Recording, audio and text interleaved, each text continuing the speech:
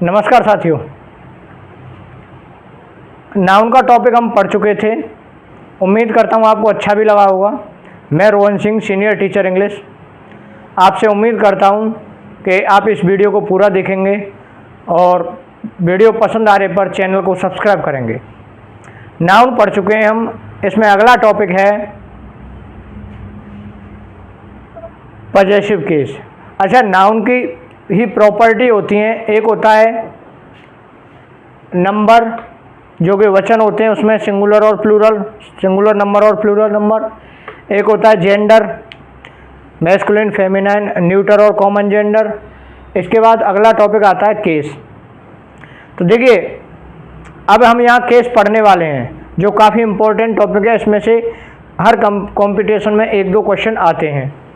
As well as it is important for the competition of for the MGGS and Swami Vivekananda School. This is very important topic for all the competitions. Now we are discussing about the possessive case. अब हम possessive case के बारे में चर्चा करने वाले हैं। Generative case, इसको पजेसिव केस भी कहते हैं और जेनेटिव केस भी कहते हैं। अच्छा, ये बात क्या है, क्या काम करता है? ये काम करता है, अधिकार को बताता है, किसी वस्तु के ऊपर, किसी चीज़ के ऊपर अपने स्वामित्व को बताता है, अधिकार को बताता है।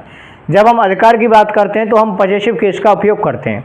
तो ये पजेसिव केस कैसे प्रयोग होता है? तो देखिए, पजेसिव केस अधिकार बताने के लिए हम हिंदी के जो शब्द हैं वो हैं का, की और के। का, की, के का प्रयोग करते हैं। लेकिन अगर हम बात करें इंग्लिश की, इंग्लिश में का, की, के अर्थ के लिए दो वर्ड मेन होते हैं। एक है ऑफ का प्रयोग, जिसमें एक नाउन के बाद ऑफ आता है, उसके बाद कोई दूसरी नाउन लिखी जाती है।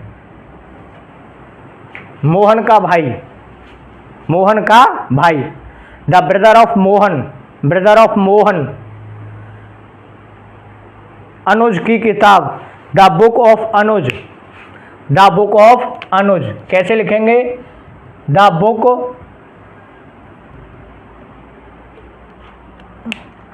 The book of Anuj, Anuj की किताब, द बुक ऑफ अनुज। अब देखिए, यहां समझने वाली बात यह है कि जिस पर अधिकार होता है वो चीज़ पहले लिखी जाती है। जिस पर अधिकार होता है उसको पहले लिखी जाती है, और जिसका अधिकार लिखा होता है उसको बाद में लिखते हैं। तो अधिकार किस पर है? किताब पर। किताब को लिखेंगे पहले और दूसरी वस्तु को, अर्थात दूसरी नाउन को, देखिए ऑफ, दो नाउन आती हैं, एक नाउन पहले ऑफ के, एक नाउन बाद में। तो जो इस पर अधिकार है उसको पहले लिखते हैं और जिस व्यक्ति का अधिकार है उसको बाद में लिखते हैं। जिस चीज़ का अधिकार है उसको कहाँ लिखते हैं? बाद में। इसी तरह से इस ऑफ के स्थान पर एक दूसरे शब्द का प्रयोग और होता है, एक दूसरा चीज़ और इस्तेमाल करते हैं हम, वो है एस, अपोस्ट्रोफी। इसको बोलते हैं हम, ये जो मार्क लगा हुआ है इसको बोलते हैं अपोस्ट्रोफी। क्या बोलते हैं? अपोस्ट्रोफी। और इसके बाद एस लगा हुआ है, इसलिए हम जर्नली इसको कह देते हैं अपोस्ट्रोफी, एस का प्रयोग। तो पजेसिव जो केस है इसमें ऑफ और अपोस्ट्रोफी एस का प्रयोग सीखेंगे कहाँ होता है। मैं आपको बता दूं कि किसी भी व्यक्ति के लिए ऑफ का प्रयोग होता है, किसी भी वस्तु के लिए और किसी भी जानवर के लिए भी ऑफ का प्रयोग होता है। अर्थात व्यक्ति, वस्तु और जानवर तीनों के लिए ऑफ का प्रयोग होता है। फिर अपोस्ट्रोफी एस का प्रयोग कहाँ होता है? अपोस्ट्रोफी एस का प्रयोग व्यक्ति के लिए तो हमेशा होगा, जानवर के लिए हमेशा होगा, लेकिन कुछ विशिष्ट स्थितियां हैं जिनमें अपोस्ट्रोफी एस का प्रयोग कर सकते हैं। उन विशिष्ट स्थितियों का, स्पेशल जो सिचुएशन है जहां पर अपोस्ट्रोफी एस का प्रयोग हो सकता है, हम उनको डिस्कस करने वाले हैं। ऑफ का प्रयोग आप कहीं भी कर दो, no problem, but apostrophe S का प्रयोग आप हर जगह पे नहीं कर सकते। तो पजेसिव केस, जिसको हम जेनेटिव केस भी कहते हैं, इसका प्रयोग हम सीखने वाले हैं। तो शुरू करते हैं आगे। देखिए, जब चीज़ों का मानवीकरण किया जाता है। मानवीकरण का मतलब आपने मानवीकरण अलंकार हिंदी में पढ़ा होगा, जिसको पर्सोनिफाइड कहते हैं, है ना। अब पर्सोनिफाइड का मतलब है किसी निर्जीव वस्तु को सजीव की तरह दिखा देना, किसी निर्जीव वस्तु को सजीव की तरह दिखा देना। ऐसी स्थिति में अपोस्ट्रोफी एस का प्रयोग किया जाता है। जैसे हम कहें डेथ्स हैंड, पर्सोनिफाइड का मतलब होता है मानवीकरण। मानवीकरण निर्जीव वस्तु को एक सामान्य व्यक्ति की तरह दिखा देना। डेथ्स हैंड, मौत के हाथ। अब मौत के हाथ कौन से होते हैं, किसी ने देखे नहीं देखे, बल्कि हमने इसको मानवीकृत कर दिया, क्योंकि हाथ किसके होते हैं, मानव के होते हैं। तो इस तरह से ये पर्सोनिफाइड हो गया। फॉर्चून्स फेवरेट, अब भाग्य का क्या फेवरेट होगा, कुछ नहीं है। व्यक्ति का कोई चीज़ फेवरेट होती है क्या, लाइक करता है या डिसलाइक करता है, लेकिन इसको मानवीकृत कर दिया, इसलिए इसके साथ अपोस्ट्रोफी एस का प्रयोग होगा। तो ये मैंने मोस्ट ऑफ वो एग्जाम्पल्स आपके लिए बोर्ड पर लिखे हैं जो जर्नली एग्जाम में सीधे सीधे पूछे जाते हैं। इसलिए साथियों, वीडियो अच्छा लग रहा हो तो चैनल को सब्सक्राइब करें और मेरे साथ जुड़े रहें लास्ट तक। आज ये टॉपिक डेफिनेटली आपकी कंप्लीटली समझ में आ जाएगा, इसके बाद आपकी कोई समस्या नहीं रहेगी। शुरू आगे देखते हैं। नेक्स्ट, एक हो गया मानवीकरण, दूसरा समय के साथ में। जब हम टाइम की बात करते हैं, टाइम के साथ जब दूसरी किसी नाउन की बात करते हैं, मैंने पहले ही कह दिया कि नाउन के बाद नाउन आती है, बीच में ऑफ आता है।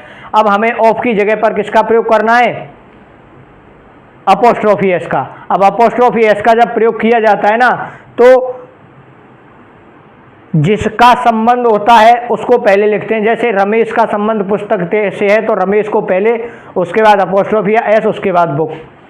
ऐसे ही अनुज का संबंध किताब से बताया मैंने, अनुज की किताब को अगर हम अपोस्ट्रोफी एस लगा करके लिखेंगे तो हम लिखेंगे अनुज बुक।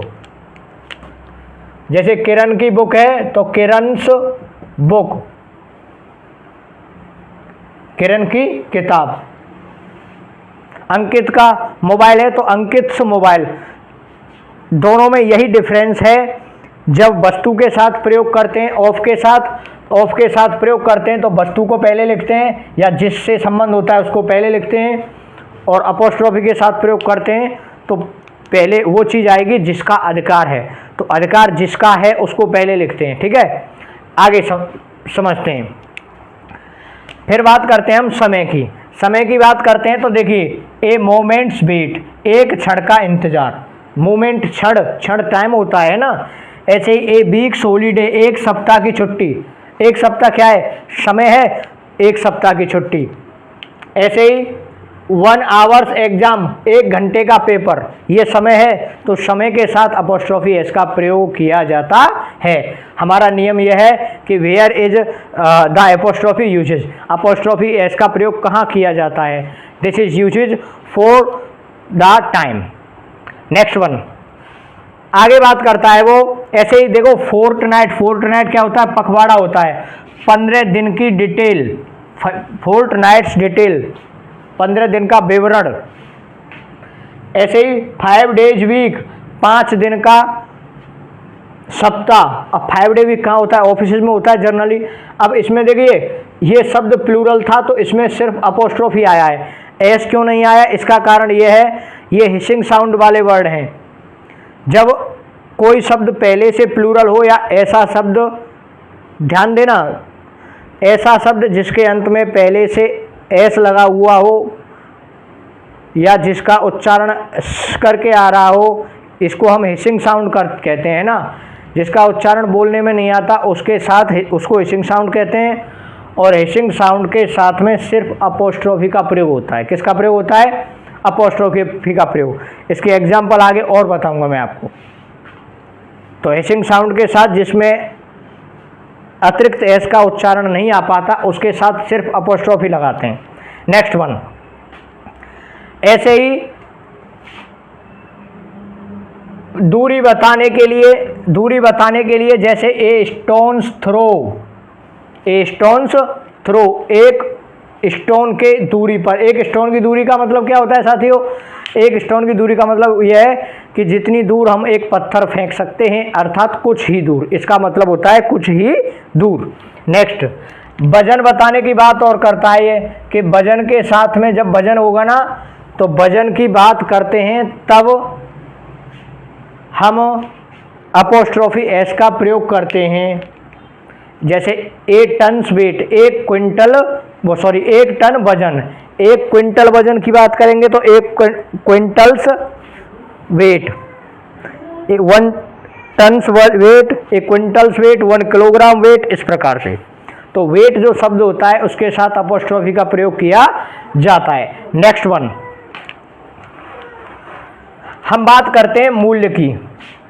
बात किसकी करते हैं? जब मूल्य की बात आती है, किसी चीज़ की के आकलन की बात आती है, तब हम अपोस्ट्रोफी एस का प्रयोग करते हैं। उसमें जनरली आपको 2 शब्द मिलेंगे, या तो आपके लिए बर्थ शब्द मिलेगा या फिर वैल्यू शब्द मिलेगा। तो वैल्यू और बर्थ वाले शब्द जनरली आपको मिलते हैं, तो उसके साथ अपोस्ट्रोफी एस का प्रयोग होता है। जैसे ए रुपीज वर्थ, 1 रुपये की कीमत या 1 रुपये का मूल्य, 1 रुपये के मूल्य की कोई चीज़ थी। आई have a rupee worth mobile, 1000 या 10,000 रुपीज़ वर्थ मोबाइल, 10,000 रुपये की कीमत का मोबाइल है। तो मूल्य या कीमत जब बताई जाती है, I am repeating my sentence, मैं रिपीट सेंटेंस कर रहा हूँ कि एक मेरे पास 10,000 रुपये का मोबाइल है ना। इसको हम ऐसे बोल सकते हैं, I have a 10,000 rupees worth mobile, a mobile, I have a mobile of 10,000 worth. Next one, my money's value, जैसे कहते हैं ना कि तुझे मेरे पैसे की कोई कदर नहीं है, you don't have value of my money, money's value है ना, you don't have money's value, आपको पैसे की कदर नहीं है। नेक्स्ट, $1 वैल्यू, $1 की भारतीय रुपए में कितनी वैल्यू है? You know it very well, आप इसको भली भांति जानते हैं कितनी वैल्यू है। तो ये $8 वैल्यू, $1 की वैल्यू, मूल्य आकलन। ओके। नेक्स्ट, कुछ चीज़ें ऐसी होती हैं जो स्पेस को बताते हैं। स्पेस मतलब यहाँ दूरी से ही है, अर्थात वो किनारे वगैरह के ये जो शब्द हैं ये हूबहू जर्नली पेपर में आते हैं। जैसे पॉइंट शब्द है, एज से शब्द है, रेथ शब्द है या विथ शब्द है, ये जर्नली पेपर में सीधे आते हैं। तो एज, पॉइंट, रेथ, इनके साथ में हम अपोस्ट्रोफी एस का प्रयोग करते हैं, क्योंकि ये जो जेनेटिव केस या पॉजेसिव केस हम लोग पढ़ते हैं, इसमें मूल रूप से इस बात पर फोकस किया जाता है कि कहाँ पर अपोस्ट्रोफी एस आता है। पेपर में जब वो एरर देता है तो अपोस्ट्रोफी एस को लेकर ही देता है, क्योंकि ऑफ तो कहीं भी आ सकता है, कोई दिक्कत ही नहीं है। एरर इसलिए वो अपोस्ट्रोफी एस वाली देगा कि कहाँ आएगा और कहाँ नहीं आएगा। नेक्स्ट वन, जैसे ए रेजर्स एज, ए नीडल्स पॉइंट, एक नीडल सुई की नोक, ए बोट्स लेंथ, बोट की लंबाई, नाव की लंबाई, ए द प्लॉट्स रेथ, रेथ होता है चौड़ाई, प्लॉट की चौड़ाई। What is the Wraith of your plot, आपके प्लॉट की चौड़ाई क्या है? या हम ऐसे कह सकते हैं, what's the Wraith of plot, what is your plot, what is plots Wraith, आपके प्लॉट की चौड़ाई क्या है? तो प्लॉट्स रेथ, रूम्स रेथ। अब देखिए ये 2 शब्द होते हैं जिनका अर्थ चौड़ाई होता है। एक होता है BREADTH और एक होता है WIDTH, इसको विथ बोलते हैं। ओके। नेक्स्ट वन, मैंने कहा था हिसिंग साउंड, हिसिंग साउंड के कुछ शब्द हैं जैसे, और हिसिंग साउंड के साथ सिर्फ अपोस्ट्रोफी का प्रयोग होता है, एस का प्रयोग नहीं होता।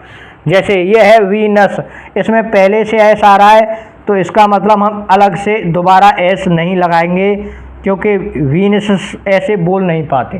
अगर हम कहें वीनस, ये बोल नहीं पाते। अन्य शब्दों में आपने बोल के देखा, जैसे बोट्स, तो ये जो बोला इसकी आवाज़ निकल रही थी, ध्वनि आ रही थी, but we can't pronunciate it, लेकिन हम इसका उच्चारण नहीं कर सकते another with the help of another S.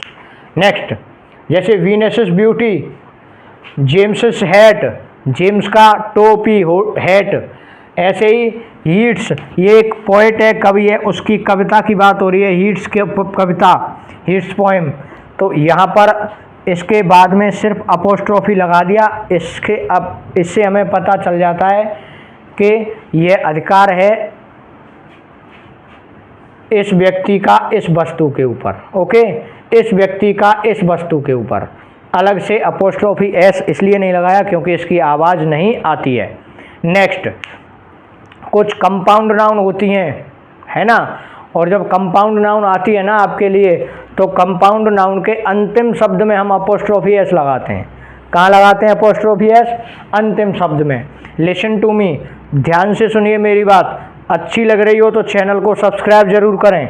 देखिए, brother in law's house, brother in law का घर, है ना, mother in law's daughter, mother in law's house, mother in law's mobile, whatever you will speak, जो कुछ भी आप बोलोगे, अगर वो कंपाउंड नाउन का वर्ड है तो उसके अंतिम शब्द में आपको अपोस्ट्रोफी एस का प्रयोग करके पॉजेसिव केस बनाना है। नेक्स्ट, ऐसे ही स्टेप डॉटर्स बुक, सौतेली पुत्री की किताब, तो यहाँ पर स्टेप डॉटर्स में लगाया हमने, स्टेप डॉटर एक शब्द है जिसमें उसका अधिकार है किस पर? किताब पर, और स्टेप डॉटर में हमने क्या लगा दिया? Apostrophe S. अगला देखते हैं साथियों, ऐसे ही हम अगर कोई प्लूरल शब्द है पहले से, है ना, जैसे हम कहें सर्वेंट्स, जैसे मेन सर्वेंट्स बुक, या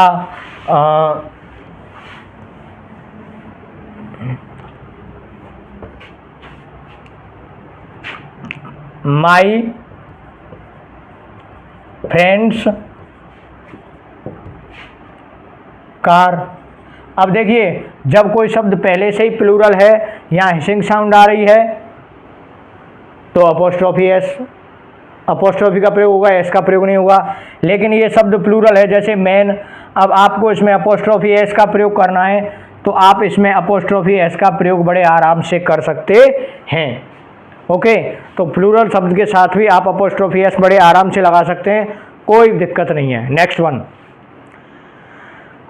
अब कुछ शब्द हैं जिनके बारे में मैं आपको विशेष तौर पर बता दूं कि जैसे ये लिखा हुआ है बेकर्स, है ना, बेकर्स है, डेंटिस्ट है, डॉक्टर्स है, बार्बर्स है। जब इनका प्रयोग ऑब्जेक्ट के स्थान पर होता है तो ये जनरली कौन सी जगह होती हैं? कोई दुकान है, या ऑफिस है, या हॉस्पिटल है, क्लिनिक है, ये ऐसी चीज़ें होती हैं जब कोई काम के लिए जाते हैं तो हमें पता होता है कि सेल्फ अंडरस्टूड की बात होती है कि हम डॉक्टर के पास क्यों जाते हैं साहब? ट्रीटमेंट के लिए। नाई की दुकान पर क्यों जाते हैं? बाल कटवाने के लिए। बेकर की दुकान पर क्यों जाते हैं? बेकरी का आइटम लेने के लिए। डेंटिस्ट के पास क्यों जाते हैं? दांत दिखाने के लिए।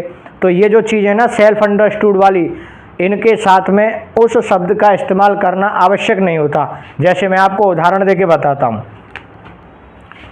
आई वेंट टू द डेंटिस्ट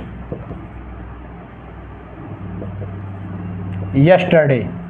अब यहाँ पर मुझे डेंटिस्ट के बाद में क्लिनिक लगाने की या हॉस्पिटल लगाने की, डिस्पेंसरी लगाने की कोई ज़रूरत नहीं पड़ी, क्योंकि सामने वाला समझ गया कि मैं डेंटिस्ट के पास गया तो क्यों गया होगा? दांत दिखाने गया, है ना। मैं बेकर की दुकान पे गया, क्यों गया? सामान खरीदने के लिए। तो that's why we can say it easily, there are some important things which are self understood, we cannot need to use their complementive word. Next one, इसके बाद जैसे बेकर की दुकान पर गया, I went to the bakers, मैं baker की दुकान पर गया। और मैं जैसे मैं कहूँ मैं रोजाना जाता हूँ तो I go to bakers, I go to bakers daily. अब यहाँ पर आप सोप लगाओ तो भी ठीक, नहीं लगाओ तो भी ठीक, क्योंकि सेल्फ अंडरस्टूड होता है इसलिए हमने इसको नहीं लगाया। कुछ होती हैं उत्कृष्ट वस्तुएं, कुछ क्या हैं, उत्कृष्ट वस्तुएं, उनके साथ जर्नली अपोस्ट्रोफी एस का प्रयोग किया जाता है। उत्कृष्ट कौन कौन सी हैं, जैसे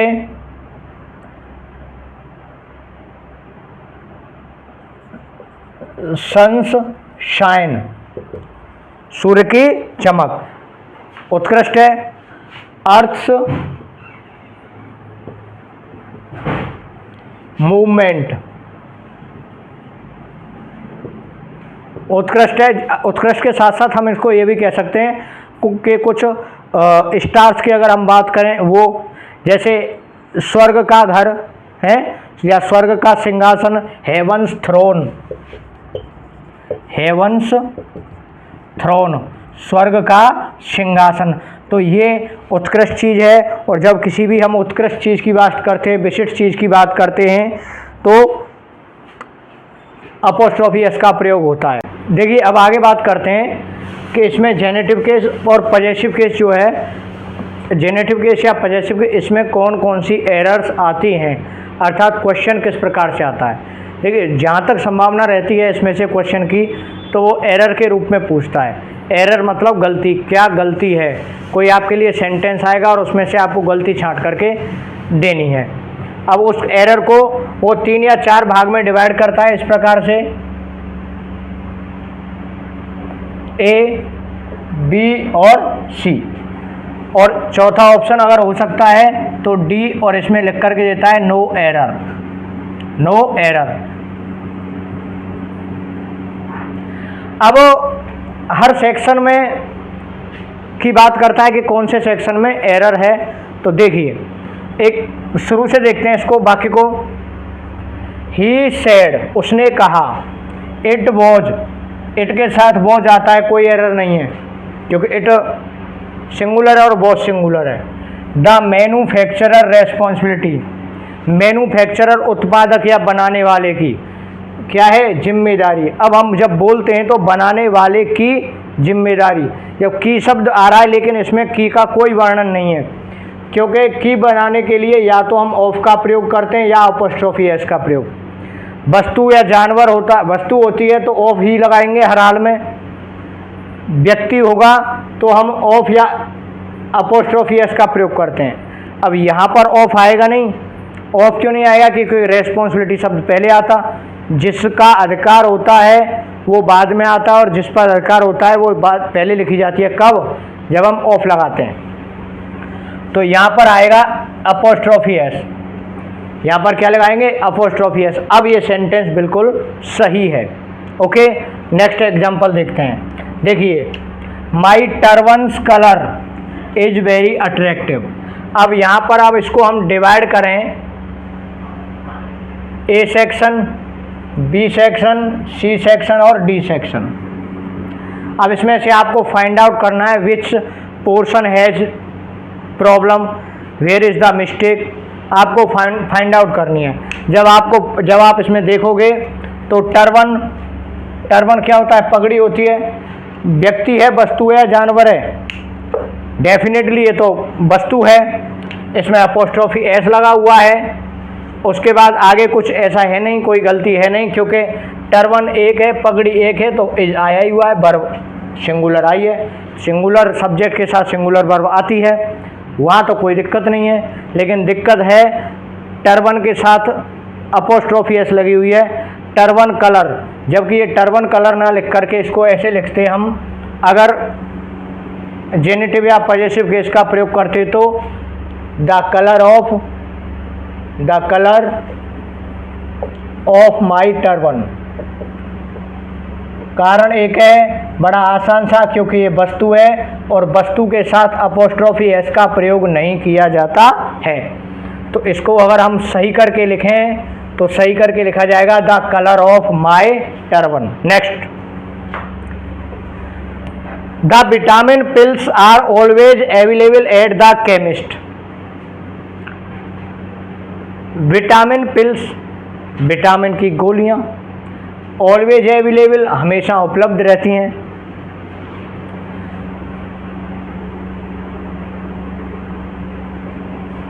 एट द केमिस्ट, मैंने कल अभी आपको उदाहरण में बताया था कि केमिस्ट शब्द के बाद में शॉप लिखने की ज़रूरत नहीं होती जब वो ऑब्जेक्ट की साइड में आता है, तो और जर्नली उसको सेल्फ अंडरस्टूड माना जाता है। जब अंडरस्टूड माना जाता है तो यहाँ केमिस्ट को प्लूरल तो बनाया हुआ है, अपोस्ट्रोफी एस नहीं लग रही है। इसको हम दो तरीके से बना सकते हैं। देखो, अगर इसको हम प्लूरल मानते हैं कि भाई ये वर्ड प्लूरल है, प्लूरल ही रहने दो, तब तो हम इसमें इस प्रकार से लगाते हैं। मैंने आपको कल बताया था कि प्लूरल के साथ में अंत में सिर्फ अपोस्ट्रोफी के निशान लगाए थे। मैंने अभी बताया था आपको कि केमिस्ट के साथ क्या लगाते हैं, अपोस्ट्रोफी एस। तो प्लूरल है तो पीछे लगा देंगे। अगर हम इसको सिंगुलर के तौर पर लिखेंगे तो कैसे लिखेंगे, केमिस्ट, इस प्रकार से। इसका मतलब हो जाता है केमिस्ट की दुकान। Next, he always depend on somebody else advice. एक नियम होता है कि समबडी, समवन और समथिंग के बाद एल्स हो, अर्थात वन बड़ी और थिंग से बनने वालों शब्द के साथ के तुरंत बाद अगर एल्स हो तो अपोस्ट्रोफी वन बड़ी या थिंग में नहीं लगाया जाता। जैसे somebody, something, everybody, everything, everyone, anybody, anything. तो वन बड़ी और थिंग में एस नहीं लगाते, ऐसे ही ऐसे नहीं लगाते, बाद में आए हुए एल्स में अपोस्ट्रोफी लगाते हैं। तो हम इसको जब सही करेंगे तो सही करके हो जाएगा,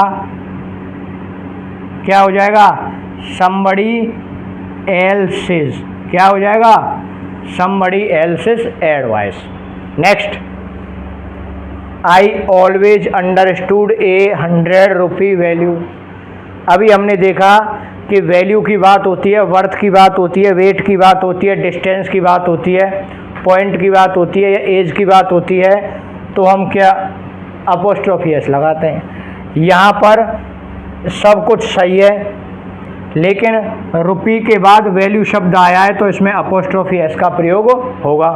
नेक्स्ट देखते हैं साथियों, Sumit and Anita are siblings. Sumit और अनीता भाई बहन हैं। I met Sumit and Anita's father. देखो, जब भाई बहन हैं तो उनके माता पिता भी एक ही होंगे, है ना। जब माता पिता एक हैं तो जब दो व्यक्तियों का किसी एक चीज़ पर सामूहिक अधिकार होता है, नियम सुनिए दोबारा से, जब दो लोगों का या दो से अधिक लोगों का किसी एक वस्तु पर सामूहिक रूप से अधिकार होता है तो जो अपोस्ट्रोफी लगाई जाती है वो अंत में जो नाउन आती है उसके साथ लगती है। यहाँ पर कह रहा है कि I met Sumit and Anita's father, बाद में नाम किसका आया है, अनीता का। मैंने कहा है कि बाद वाले शब्द में अपोस्ट्रोफी लगती है तो सुमित के साथ अपोस्ट्रोफी नहीं आएगी, किसके साथ आएगी, अनीता के साथ, क्योंकि वो वाक्य स्पष्ट कर देता है आपके लिए कि सुमित और अनीता भाई बहन है तो मैं उनके पिताजी से मिला, क्योंकि भाई बहन है तो पिताजी भी उनके एक ही हैं।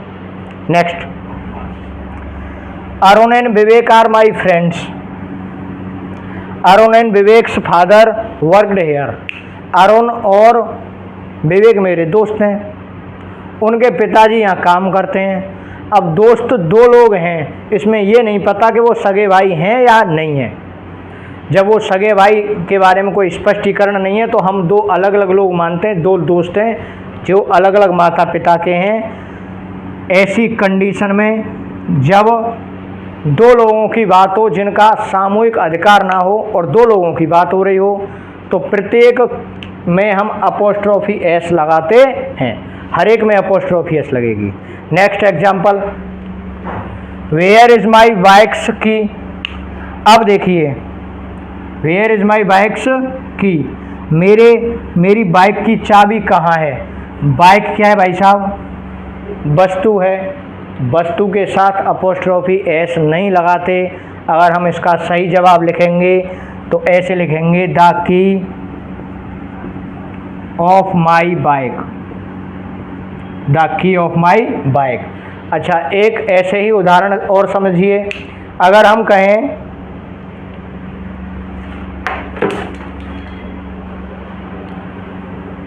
कहें कि भाई ऐसा भी तो हो सकता है एक से अधिक चीज़ों पर अधिकार की बात हो तो उसमें ऑफ या अपोस्ट्रोफी का कैसे प्रयोग करेंगे। देखिए, नाउन एंड नाउन ये कंडीशन रहती है, दो नाउन हैं, अगर ये व्यक्ति है या जानवर है तो हम इजीली अपोस्ट्रोफी एस लगा सकते हैं, ओके। लेकिन नाउन है, उसके बाद एक और नाउन है, ये वस्तु है और ये भी वस्तु है, तो ऐसी कंडीशन में दोनों वस्तुओं के बीच में हम ऑफ का प्रयोग करते हैं। नेक्स्ट नियम, अगर व्यक्ति या जानवर होगा तब हम अपोस्ट्रोफी एस लगा सकते हैं। जैसे देखो, मैं बताऊं आपको, रवीज बुक, इसको हम ऐसे लिख सकते हैं, रवीज बुक। और मान लो आप कहें कि साहब हमें तो वस्तु, अब इसमें वस्तु को पहले लिखना है, ऑफ का प्रयोग बताइए। तो ऑफ का प्रयोग लिखेंगे बुक ऑफ रवि। वस्तु कौन सी है, अधिकार किसका है, रवि का, रवि आएगा बाद में, किस पर अधिकार है, बुक पर। बुक शब्द को पहले लिखेंगे, जिसका अधिकार है वो आएगा बाद में, ओके।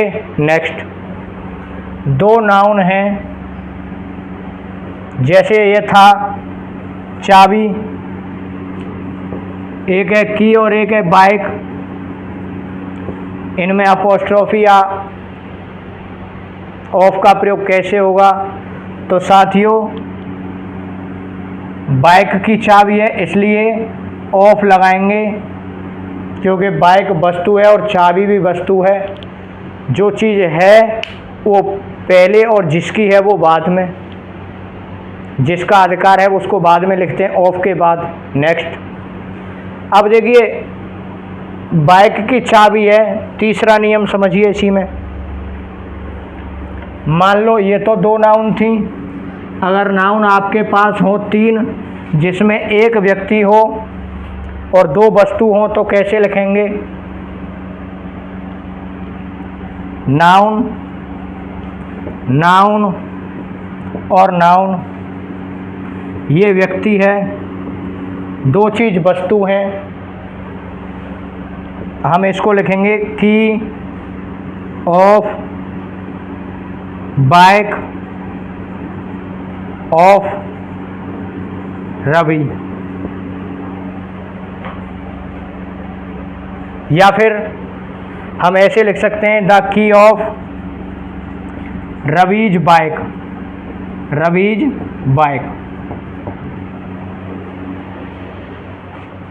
रवि की बाइक की चाबी, रवि की बाइक की चाबी। इस प्रकार से ऑफ का प्रयोग सीखा, अपोस्ट्रोफी का प्रयोग सीखा। थैंक यू दोस्तों, वीडियो अच्छा लगा हो चैनल को सब्सक्राइब करें, इसी प्रकार के क्वेश्चन आएंगे और आपको सॉल्व करने में आसानी हो जाएगी। Thank you. यहाँ पर मैं एक बुक का सजेशन देना चाहूँगा, जो आप गाइड खरीदना चाहते हो ताकि आपके एग्ज़ाम में अच्छे मार्क्स आ जाएं, वो बुक काफ़ी हेल्पफुल इसलिए रहेगी क्योंकि उसमें बहुत सारा मैटर शॉर्ट एंड स्वीट दिया हुआ है, जिसको आप इजीली पढ़ लेंगे। और क्योंकि इस पेपर का स्टैंडर्ड है वो बहुत ज़्यादा हाई नहीं रहने वाला है, वो उस हिसाब से आएगा क्योंकि हर सब्जेक्ट का टीचर इसको अटेम्प्ट करने वाला है, तो उसके लेवल से पेपर बनाएंगे वो हर, ताकि सबके लिए बहुत ज़्यादा प्रॉब्लम ना क्रिएट हो। तो ये आती है किरण पब्लिकेशन की बुक आती है, किरण पब्लिकेशन,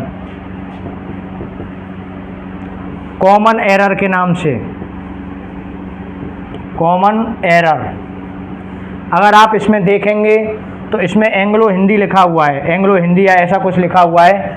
वो किरण पब्लिकेशन की बुक है, 250-300 रुपये की। आप इसको अगर ऑनलाइन ख़रीदना चाहें तो मैंने अपनी जो पहला वीडियो बनाया है इसके सिलेबस को लेकर के, उसमें इसकी लिंक भी डाल दी है, अमेज़ॉन से आप उसको ख़रीद सकते हो। थैंक यू साथियों, वीडियो अच्छा लगा हो तो चैनल को सब्सक्राइब करें। Thank you.